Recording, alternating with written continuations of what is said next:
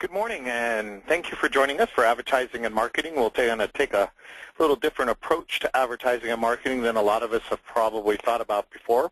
We're going to talk about some traditional and non-traditional marketing and some things that are very important for us to do that most people don't do.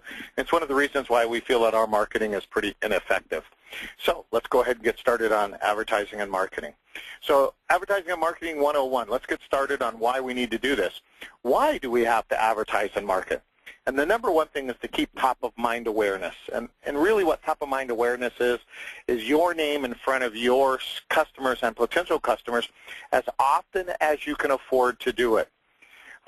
If you look at some of the big brands, you look at McDonald's, Coca-Cola, Pepsi, Wendy's, Burger King, they spend millions of dollars a year on a product that everybody already knows, but yet they continue to spend millions of dollars a year. That's because they don't want you to ever forget them. And they want to make sure that everybody that comes in behind you and your family, the newborns, the things, the people, the kids growing up, also have name recognition of this product. And here's our problem. We think very small when it comes to advertising, and we budget pretty low for it in most cases. And I understand why. It's hard to get results and hard to feel you spent your money wisely. But the bottom line is, if you're not putting your name out in front of these people, there are other people who are doing that. If you think about your large competitors, the chain stores in the area, the dealerships in the area, if you're an independent repair shop, you might be working off of what I call the $100 budget, or, we have very low funds, and they may be working on $1 million budget or greater. So we have to find a way of keeping that top-of-mind awareness, to keep your name in front of as many people as possible. And there's lots of ways of doing it. Some can be expensive, and some can be very reasonable, but you need to find a way to get your name in front of as many people as possible. Now, one of the things that I always tell my shop owners, it is their job, the owner's job, to make the phone ring. It's the service writer's job to convert the phone call into a customer or a client. But if we don't make the phone ring, we don't have opportunity. And that's the problem, is a lot of us don't have the phone ringing enough. But yet we're not doing anything about it.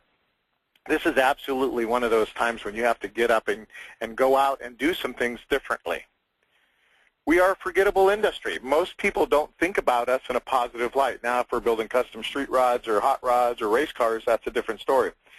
But most of us that are just doing the day-to-day drivers, we're forgettable. They don't really think about us until they have a problem or they get something from us that reminds them about us. And that's where we let ourselves down, is we don't remind them often enough about us. Most customers are going to stop by and say hi, and they don't really schedule maintenance unless you push them to. A few do. So we're forgettable, and we don't want to be forgettable. We want to keep our name in front of them on a pretty regular basis. We have to advertise and market for growth. Word of mouth is great and referrals are great, but they usually won't bring us enough client or potential clients to really make it our only form of marketing.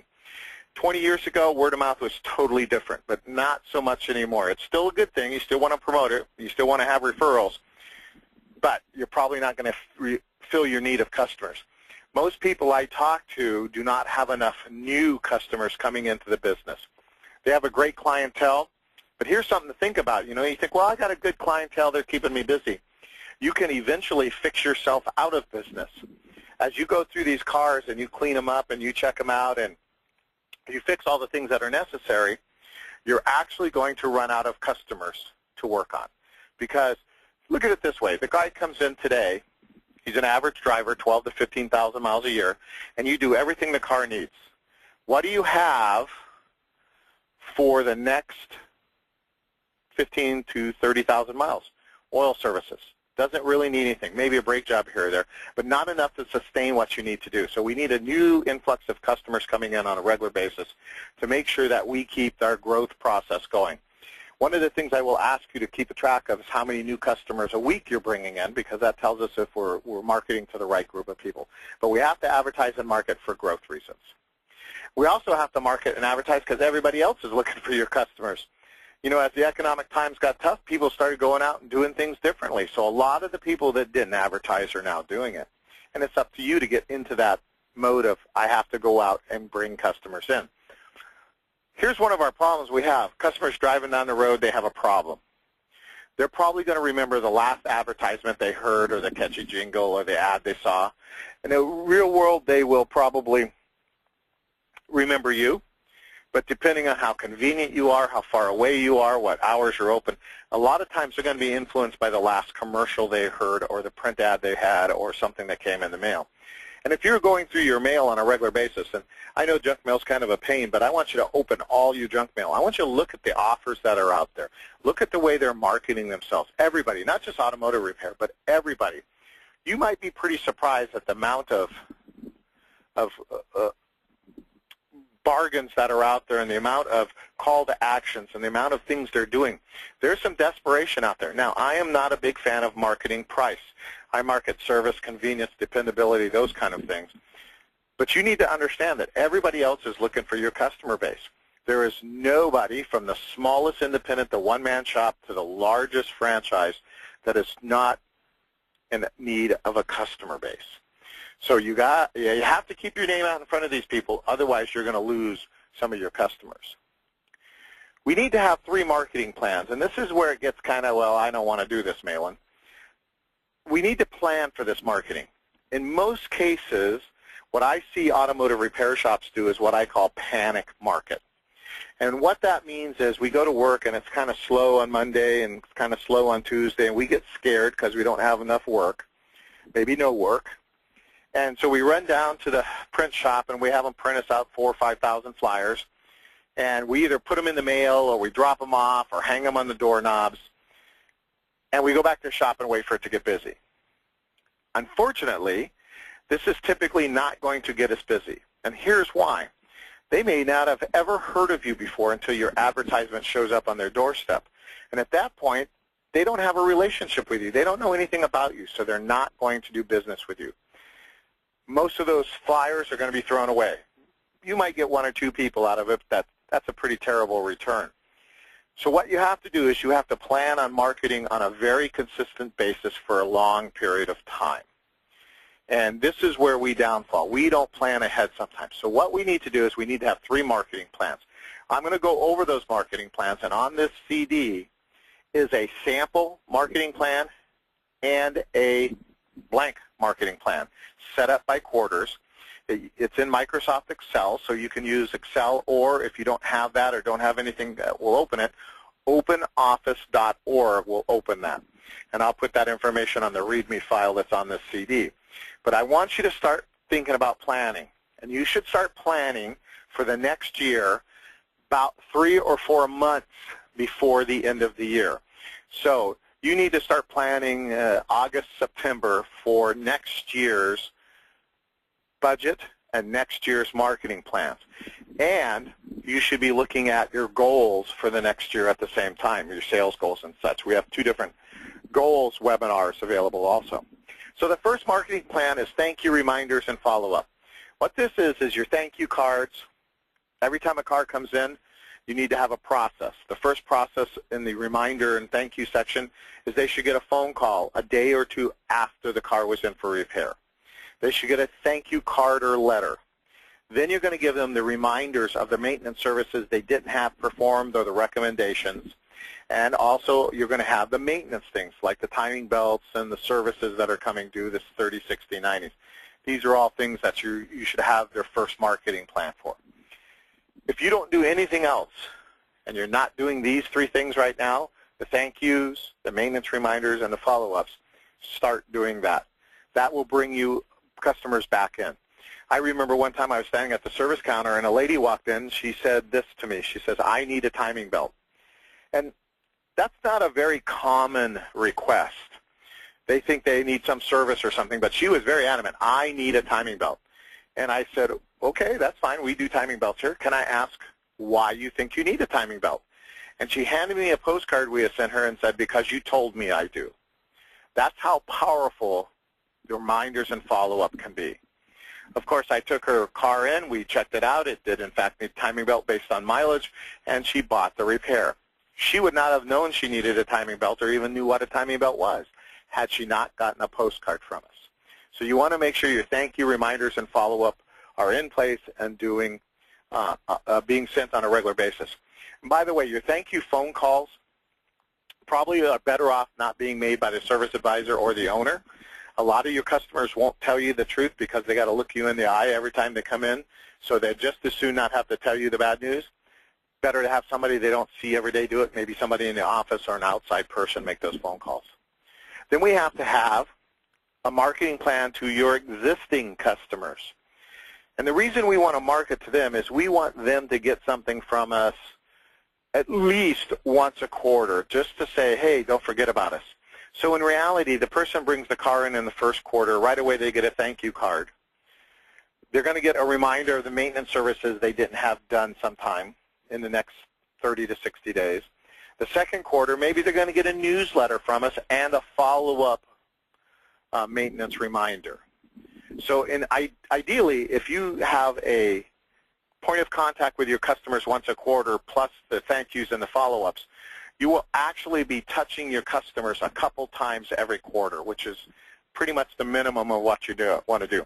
And remember, when I say a touch, that means they've gotten something from you in some form that they recognize. That's the important part of this, they recognize.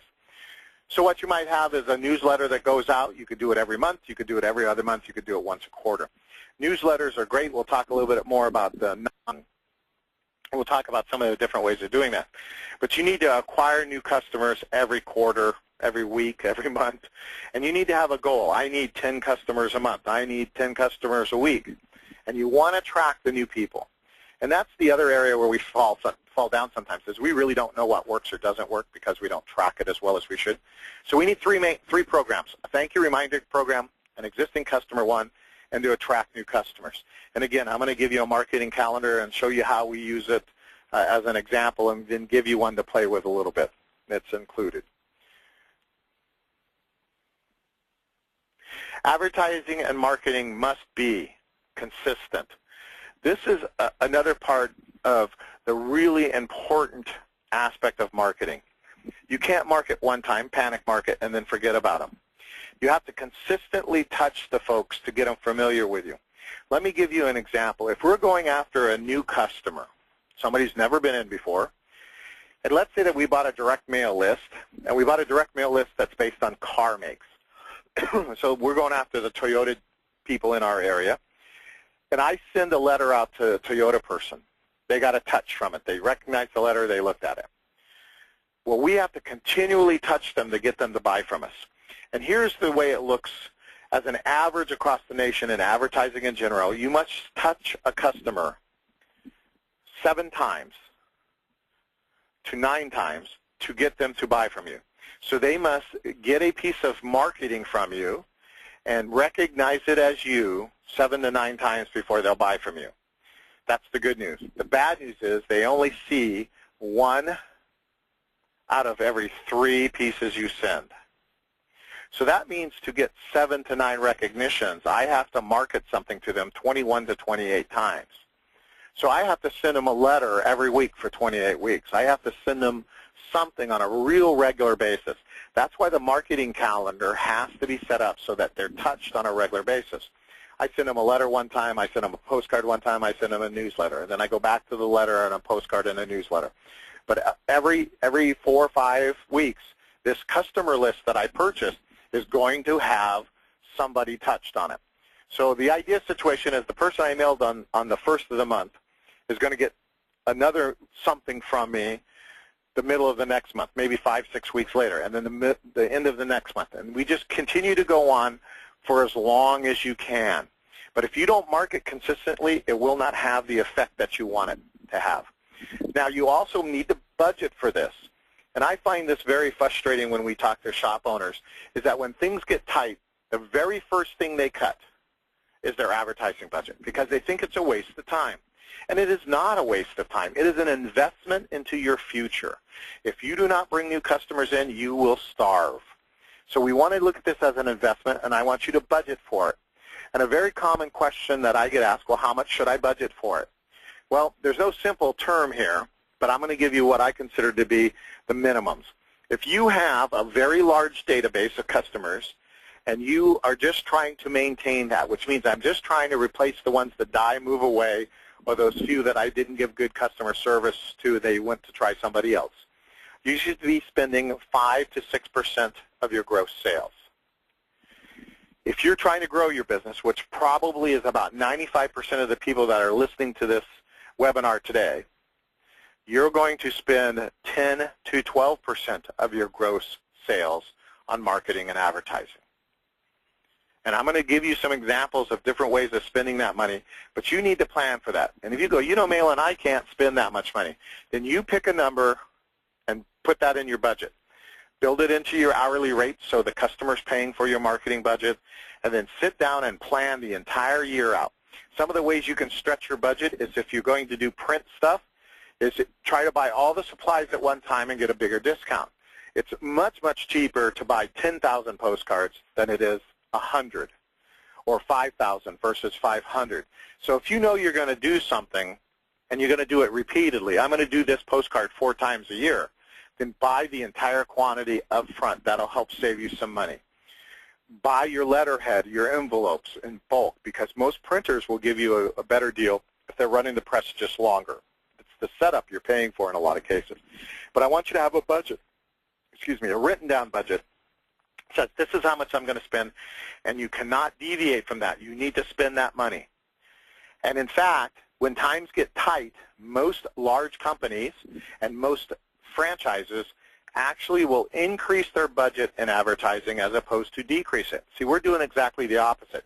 We're turning turtle. We're taking everything internally and try to lower our overhead, and in fact, we should advertise a little bit more.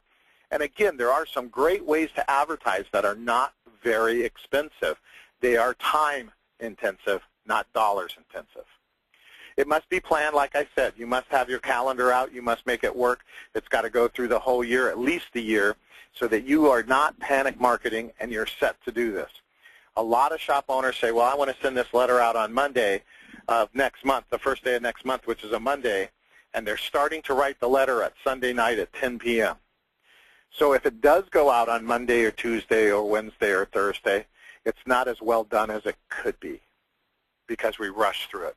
So make sure you plan for this stuff. That's why the marketing calendar is so important. Some of the myths of marketing. I don't need to market. I've covered that. I think that if you feel this way, you're a dinosaur. You're going to be out of business very soon. These times require us to keep our name in front of people. Too much competition, too many distractions. If you're not marketing, you're going backwards. You get no results. Well, that's probably not true.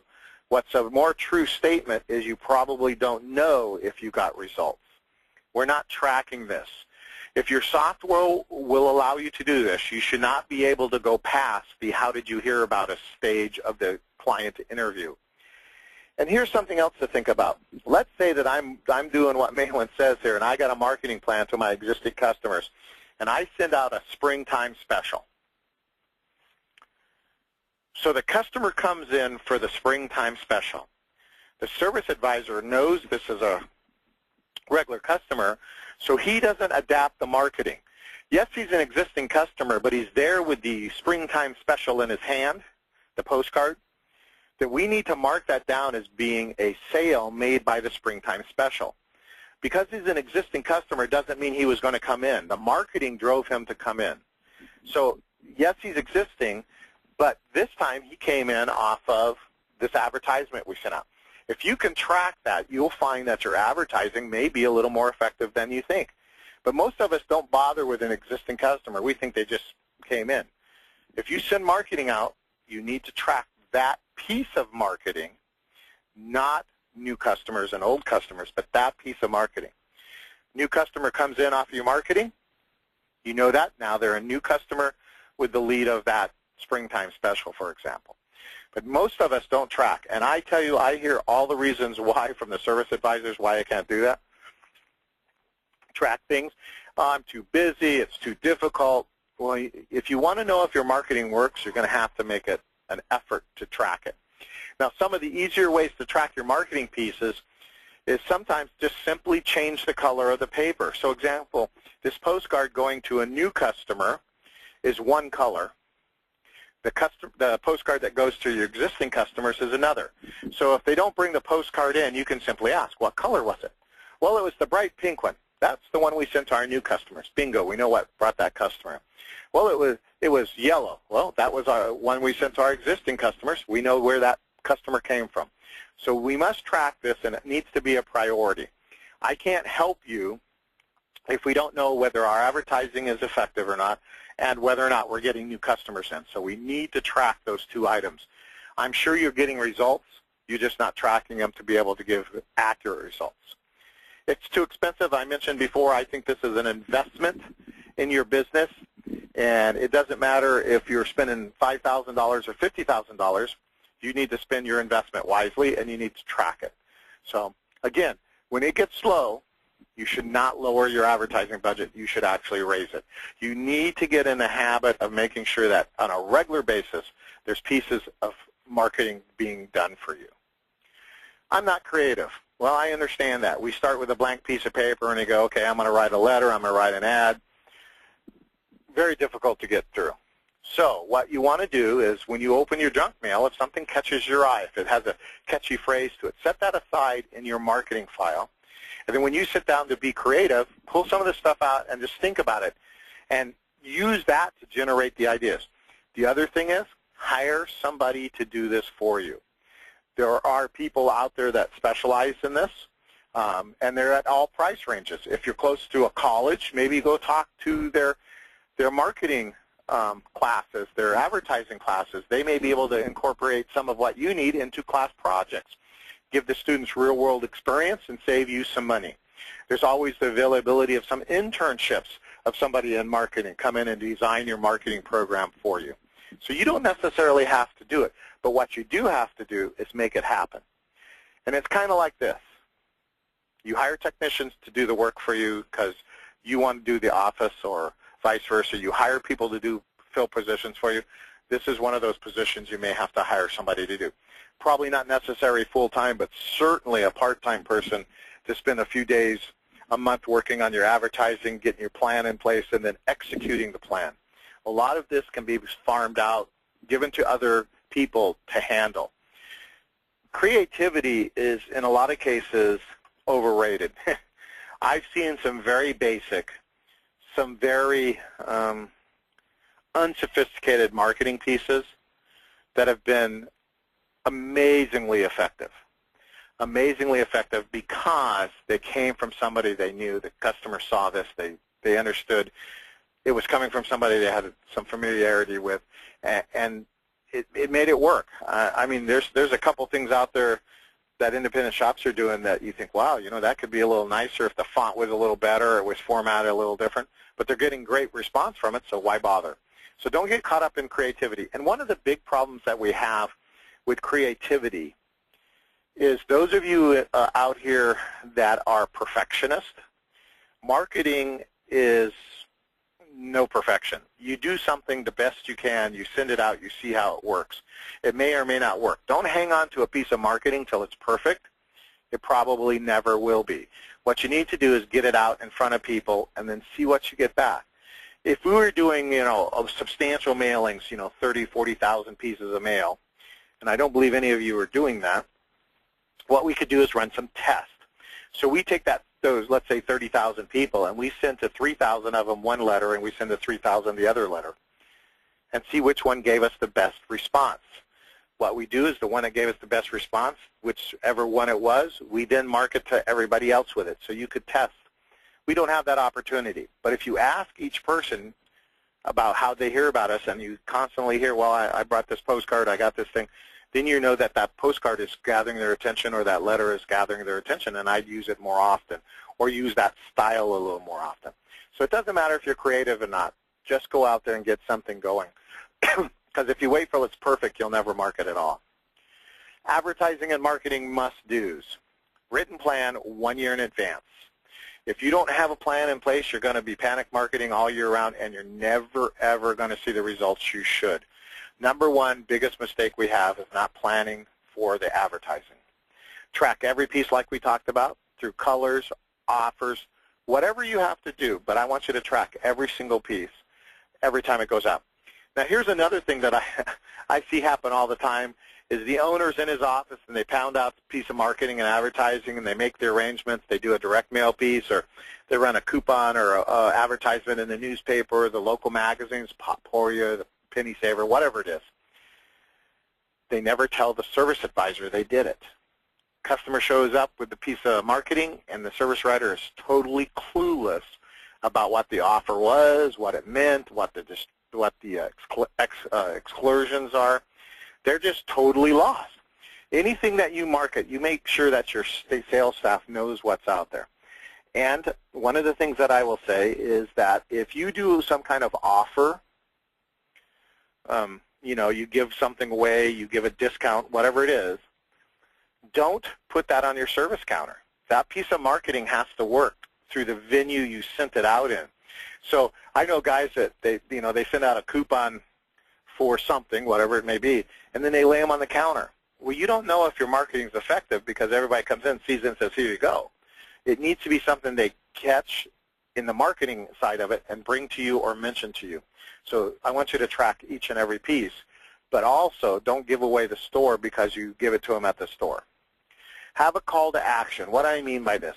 A call to action, if you've ever watched late night TV and you hear some of these info commercials, the call to action is when they tell you, call now. If you call right now, we'll give you 2 of them for the same price. If you call before I get done with this sentence, you get 3 of them at the same price. A call to action says, I've got something for you, act on it. A call to action could be something as simple as call now, stop by, reserve your spot today. Most 95% of your marketing needs to have some kind of call to action. Another call to action is an expiration date. Now, as a small business person, you should probably honor that no matter how far out of date that expiration is, but make a big deal about it. I've actually had somebody bring me a advertising piece we did that was stuck on the refrigerator. It was 2 years old. But the good news is they kept it. The better news is it generated them coming into the store. Even though the expiration expired, they asked me if I would take it. And I said, well, you know, it's expired quite a bit ago. You know, why did you hang on to it? Well, I figured I'd need it sometime. Great. I'll go ahead and honor that coupon for you. So call to actions can be an expiration date. It can be a statement that says call now, act now, do now. You know, don't wait. You're going to lose the bonus. The only thing that I don't have a call to action in is what I call an informational marketing piece, newsletters, that kind of thing. If I do an informational piece, I don't necessarily have to have a call to action because I want to inform them. That's what we call a non-sales point of contact. And please never stop marketing.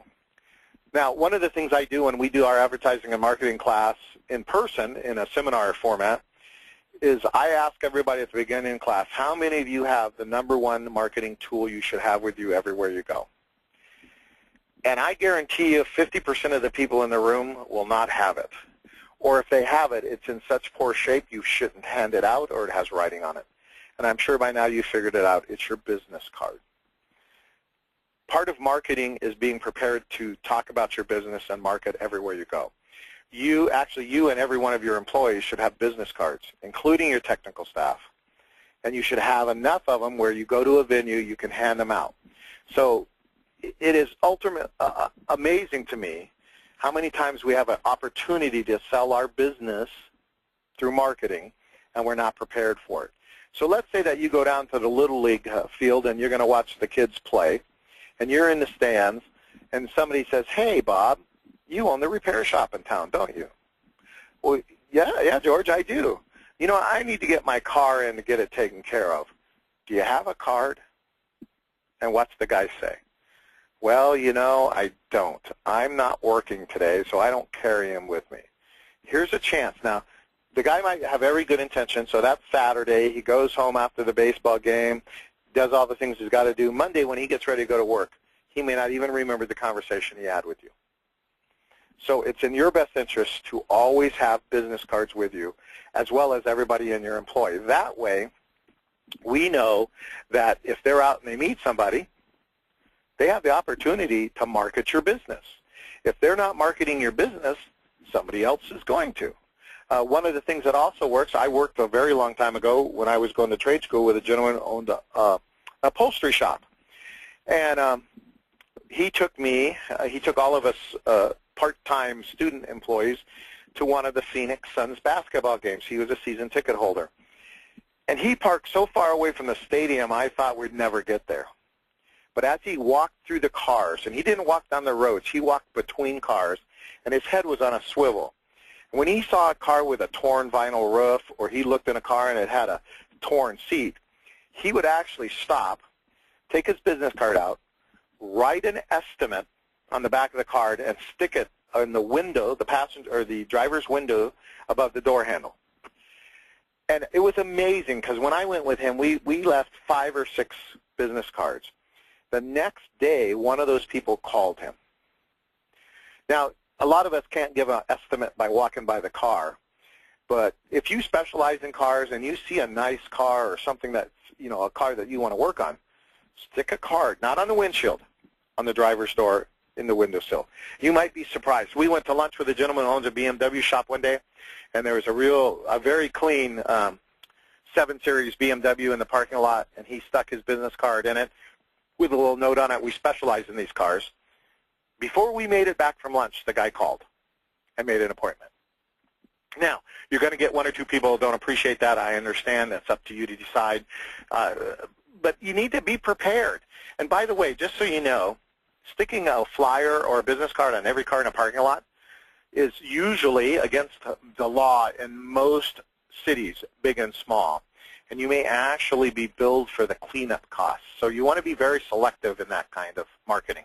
But never stop marketing. You need to be prepared to sell your business to anybody who walks up to you. If you're at lunch and somebody sees you in uniform, by all means, talk to them and have a business card for them. But you never stop marketing. That's a key tool to this. All right, let's see if we can get this slide to advance here. I love technology.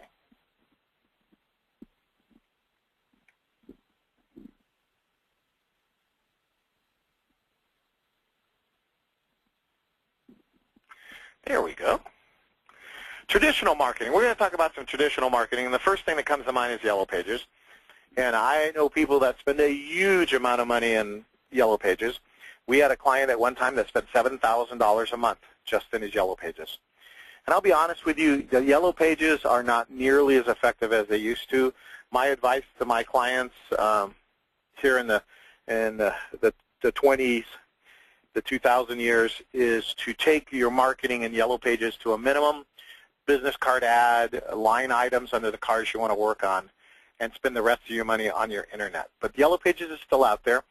Some people do use it. If you're in an area with a lot of elderly people, the Yellow Pages gets used more than somebody who is working with clients who are of younger age. Direct mail, very effective. It still is. It's expensive, yes.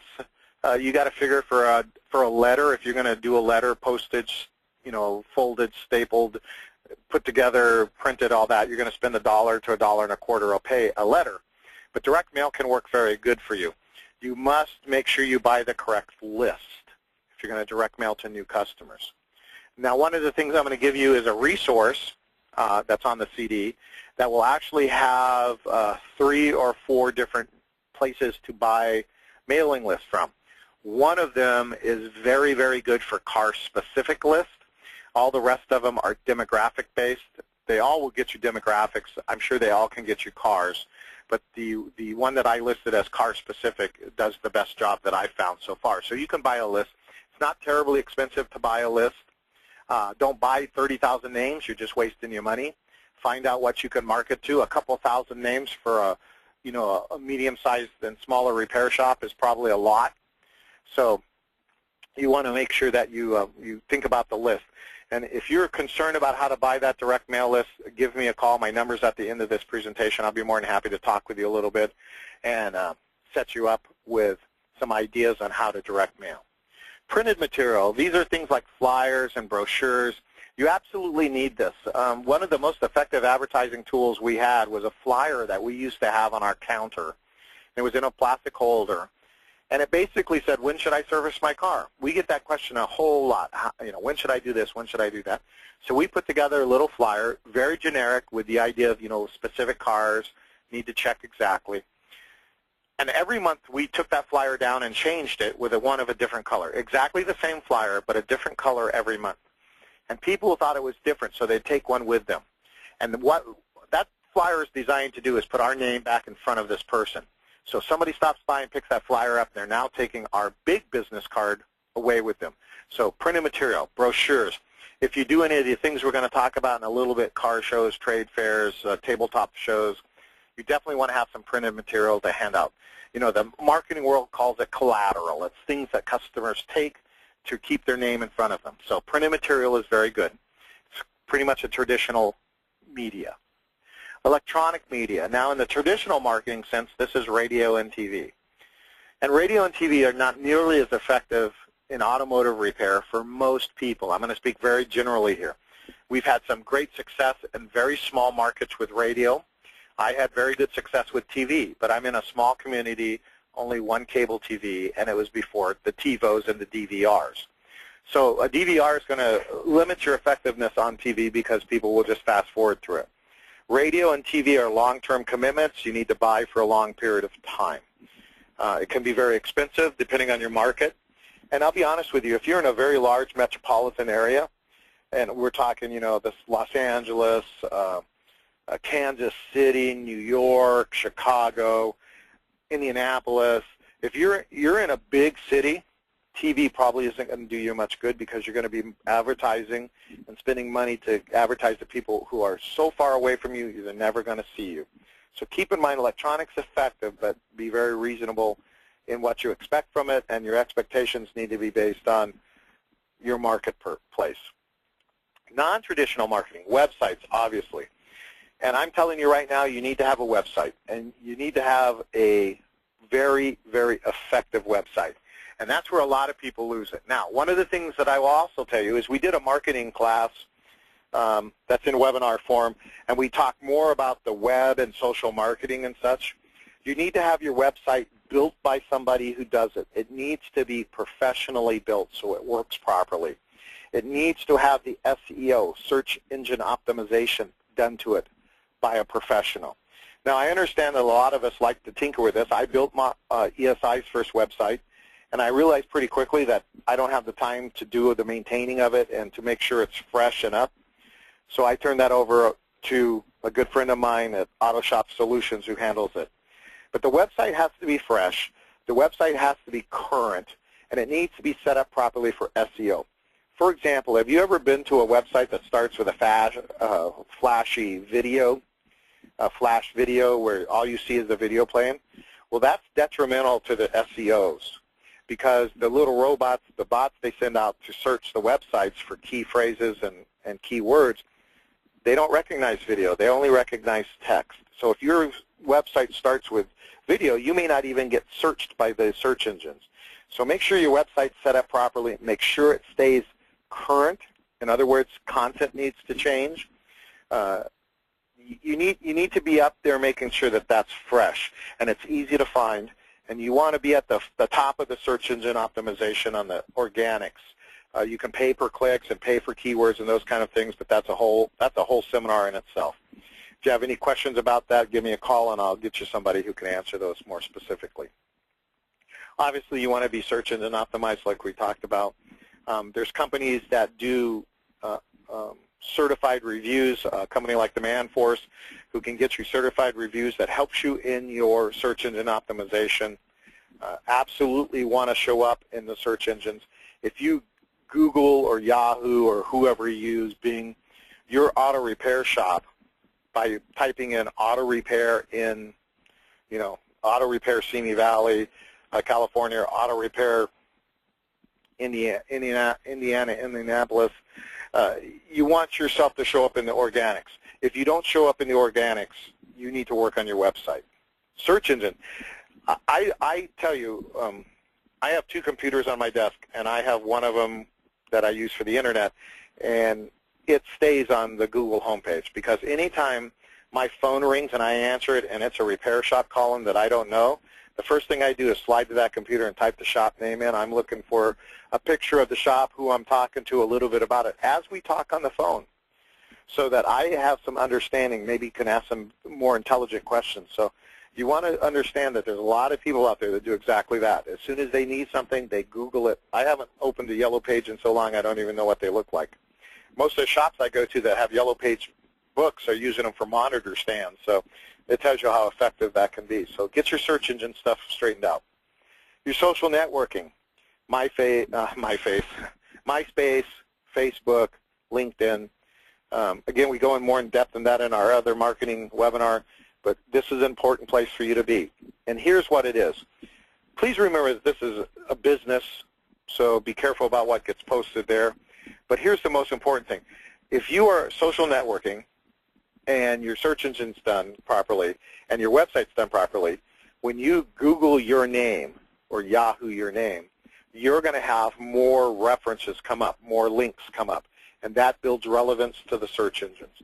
So you want your name and your information out there as many times as possible so that it has relevance to the search engine. So do your social networking. You shouldn't have too many problems. There's only something like 125 different social networking. Don't pick 125. Pick 3 or 4 big ones and be on it. You know, we're on Facebook and LinkedIn, and it looks like we're going to be on Twitter here pretty soon. But those are the 2 that I try to concentrate on, and I do work on those about once a week. I'm not on them every day, so it helps you get your name out in front of people. And then we have the non-traditional, which is P2P and B2B, and that's person-to-person and business-to-business. A lot of us don't do a lot of face-to-face marketing. By that, there's different things you can do. We'll talk about those in a minute. In most cases, we send out some advertising and hope it works, but I want you to get up and get out of your desk. Texting, this is new. A lot of your young folks love texting. I swore I'd never text, and now I have an unlimited plan, and it's not a compulsion, but it certainly is a nice tool to have to answer questions and get back to people. There are companies out there like Demandforce that allow you to text your customers with maintenance reminders, and they opt into that, and that is an outstanding tool. They opt in for a postcard, an email, or texting to get their maintenance reminders the way they want. And I tell you, it's amazing how many people would prefer email and texting over a postcard because it's the new thing. So again, if you need any information about that, let me know. It'll be on your reference. Demandforce contact information is on your reference. Some 21st century marketing.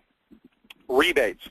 I know a lot of us have in our wallets or our purses rebate cards. I'm a Staples Rewards customer, for example, and I love getting my check from them. So rebates are one way of handling a different mindset. Now, rebates are different than a lot of cases where you buy something, you get a check back. What I'm talking about, rebates and what I'll term loyalty clubs or loyalty cards, are the way for the customer to get credit in your store. And one of the things that I recommend you look into, is you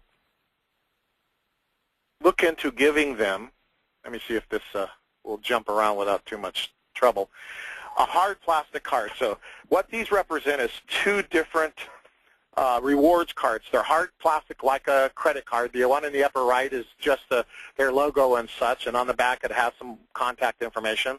And Future Automotive, that's a copy of his business card, but these are printed like a credit card, a hard plastic card. And what you do is you give them a rebate for service. For example, Connie and Dick's, the blue card on the right, you come in, they sign you up for their loyalty program, and you get 2% of your purchase as a credit for future repairs. Now what Gary does, Future Automotive, is he gives 4%. But before he gives you 4%, he goes in, especially the first time you're using this, if you spend a lot of money with him or you send him a lot of customers, you might get 10 or 12%. He puts money on that card or credit on that card to the point where the customer gets a reward. So the idea is by giving them a reward for coming into you, you tie them into the process of loyalty. Now, I have frequent flyer cards and rewards cards for every rental car company and every airline company. And when it comes time to use one of them, and I get for a spiff or a special. Now, this helps you in a couple ways. You're giving them something, a percentage of the repair back, that they must spend in your store for their car or another car. This is a great tool to bring them back to you, especially if they're those not so loyal customers who kind of float around. So if the guy's got $20 or $30 on a loyalty card, he's probably going to come back to you to use it. People very rarely throw those things away. So it's another way of handling that.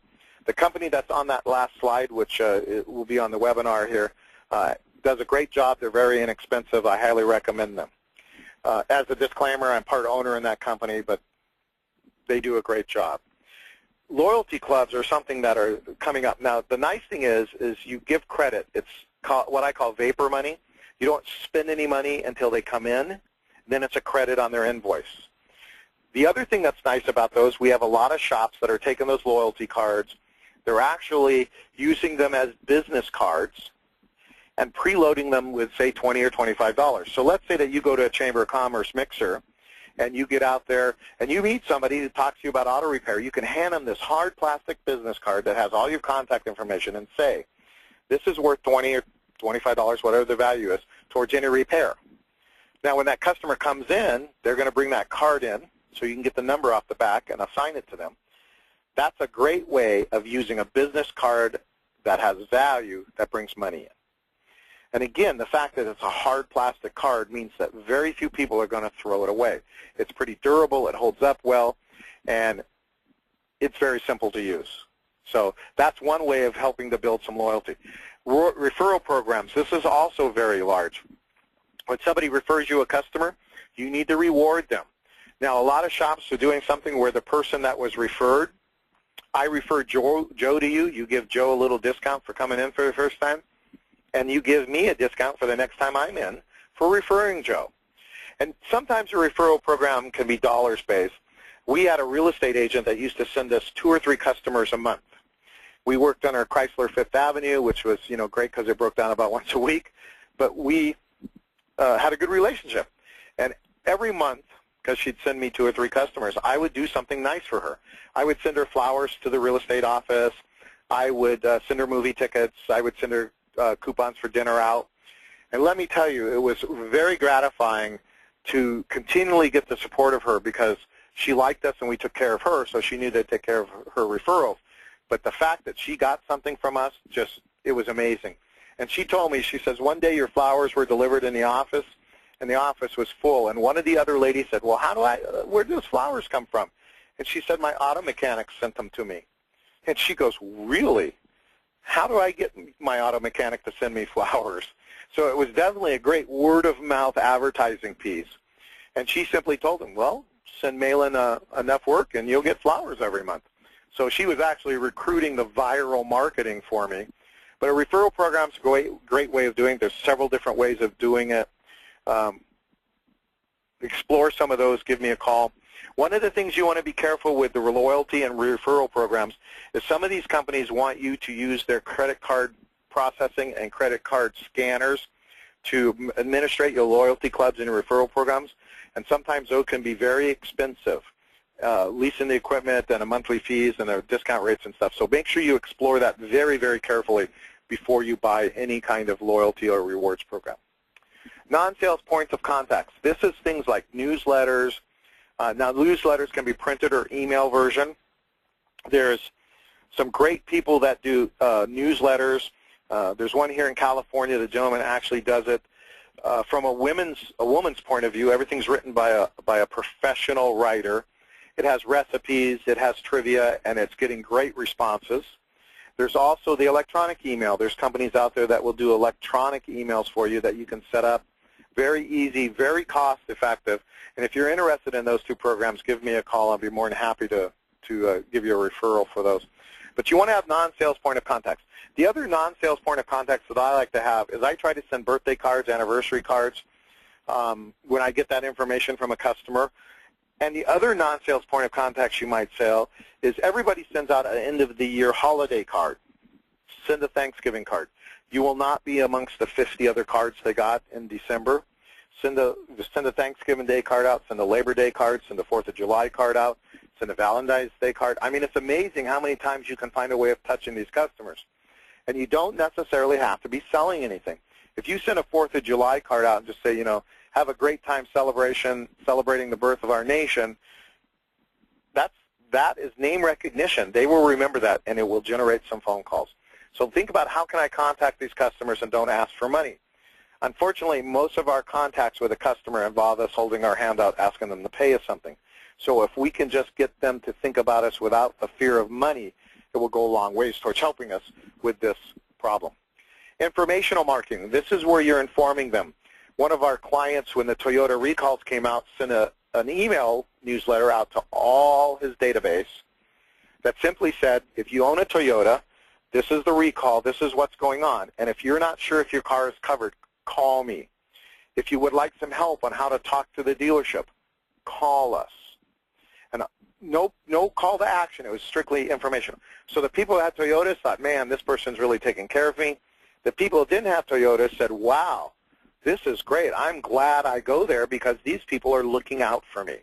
So informational marketing, how can I help them become better consumers? How can I help them be better educated about auto repair? And that's a great tool to use. Website, we talked about. Search engine, we're going the wrong way here. Email, texting. Leads groups.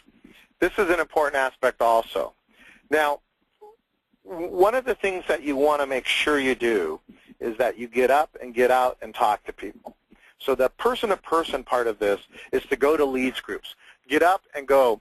There's several different ones. BNI is one, LaTip. We have a client that's in a BNI group, and he contributes this year in direct referrals and what I call the accessory referrals, where somebody from BNI referred somebody and that person referred somebody, to be about $75,000 in sales he wouldn't have had if he had not been participating in BNI. So leads groups are very good. There's lots of different ones out there. You need to find one that fits you. We have a client in New York. When we first talked about doing this, he was not interested because he says, I just don't like the social stuff.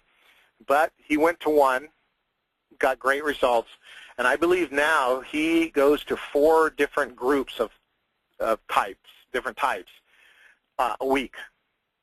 And you think, well, when's he got time to do that? Well, he's got a staff that takes care of the shop, but the bottom line is, the very bottom line is, he's bringing 3 to 5 new customers a weekend off of these groups at an average ticket of about $900. So this is a great investment for him. Speaking engagements, and I know most people fear public speaking, but all you need to do is put together a 15 or 20-minute little presentation on maintaining your car, protecting your investment of your car, something that's of very general nature but of interest to a lot of people. And practice it. Say it out loud 20, 30, 40 times. Practice in front of the mirror. Just say the words. And then make yourself available to all the service groups and clubs, such as the Kiwanis, Rotary, Lions, church groups, any other service groups. The Boys and Girls Club will sometimes sponsor these. And just get an opportunity to talk to as many people as possible. Now, the big part about speaking engagements, you have to be prepared, obviously. But don't worry about whether they like you or dislike you. Just get up there and give them your information. Be passionate about what you do, and it'll go across wonderfully. Everybody can do this, and everybody can do a good job. I've had many people over the years tell me I could never do that. And they went out and slayed the dragon. They did a wonderful job just because they went out and tried it. By the way, this type of thing, the speaking engagements, establishes you as an expert. You will definitely get some work off of that, sometimes the same day. Farmers markets, tabletop shows, anything the community does where you can buy a booth, absolutely participate in these. And if you have something that draws people, we used to take our race car, but anything that brings people to the booth. We took our appointment book, and when somebody talked to us about cars and a problem they had, we actually asked to make an appointment. We would make 2 or 3 appointments every day at one of these shows. We gave away refrigerator magnets. We handed them. We didn't just lay them on the table. We actually stood out in front of the booth and met people. Tabletop shows and farmers markets and trade shows. It's a requirement for you not to hang out in the booth, but to be out in front talking to people. We also gave away a bag filled with 8 or 9 different pieces of information. It might be a pencil in it, or when should I service my car, why brakes are important. We did one on drivability diagnosis that people understood. We gave out some car care information, a bunch of stuff in a bag, and our business card. And what's really gratifying is see 60 people carrying your show bag around this tabletop show. They take that stuff home. Some of it's going to get thrown away, but there's enough collateral in there, something will stick. We had people come up and actually ask us for the next generation refrigerator magnet, because every year we change the color of it. They wanted the set. I don't understand that, but I figure if the guy's got 6 refrigerator magnets with my name on it, that's marketing at its best. So we went ahead and you know, continued the trend of this refrigerator magnet. It just astonished me how popular that was. Again, the service groups are looking for speakers. They're looking for anybody to participate. The other thing in service groups is become members and contribute to community affairs. We help, our shop helped the Historical Society in the town I live in restore a truck. And we had 8 or 9 shops. One guy did the brakes, one guy did the engine work, one place painted it, one guy did the body work. And it was a project we did on, so it's seen quite often. So definitely get involved in some of those community projects. Outside sales. Get out and go make yourself known. Now, you might sell to other repair shops if you do something they don't do. For example, you do alignments. You could talk to them. We used to have a couple of service stations in town that did light work, but they didn't do everything. So I went over and told them we'd be happy to take care of your customers and developed a relationship with them, and they trusted us not to take their customers. We didn't solicit them. We didn't market to them after the fact, but we got work from them. So there's another way of getting some other customers through the door, is through outside sales. Car shows. This is huge. A lot of times you don't have to do custom cars or paint or that to make this worthwhile. If you have a customer that has a nice car that goes to car shows, sponsor them, pay their entry fee. And what you ask for in return is a flyer and some business cards on their table. If nothing else, go down there and participate in it.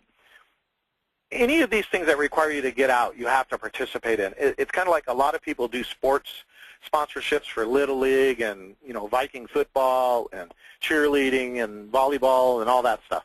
But they never go to the game. They never introduce themselves to the people. I loved it when people paid for my kid to play baseball because it meant I spent less money.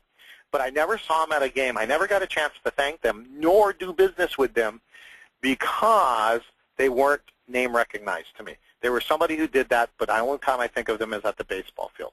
So it's real important to get out and do things. Participate in the local car shows. Get out and visit other repair shops. Let them know if you do something unique. Go to the service groups. Participate. Most of them are looking for speakers, and they're looking for participation. Check your local Chamber of Commerce for tabletop shows. In reality, what I really want you to do is get out from behind your desk, and I want you to go shake people's hands. I want you to talk to people. Go branded. Wear your uniform. Wear your nice, clean polo shirt or business attire. Take some business cards. Take some rewards cards with value on them, and go out there and actually pursue marketing face-to-face. You can send direct mail. You can send emails. You can send text messages. But if you're not out there in front of people, trust isn't built. The most effective advertising you can do right now is to do it face-to-face. Get up and get out and talk to people. If you're not doing that, you're missing some of the money that's to be made here. All right. So we pretty much run out of time here. So if there's anything that I did not answer and you'd like to give me a call, by all means, I'm available. If I can get the computer to move the slides forward again. I just love this technology. Anyway, I'll give you my numbers. My phone number is 866-526-3039, 866-526-3039. And our website is www.esiseminars.com. And I'm going to leave you with this thought. If you don't get out there and make it happen, it's not going to happen. And this sign here, this no excuse sign, if it's to be, it's up to me, is a very important part of your marketing plan. You have to do with the tough stuff. A lot of shop owners do the easy stuff. They don't do the tough stuff. I'm asking you to do the tough stuff, the things that make you uncomfortable, the public speaking, the face-to-face things, because they have the greatest reward.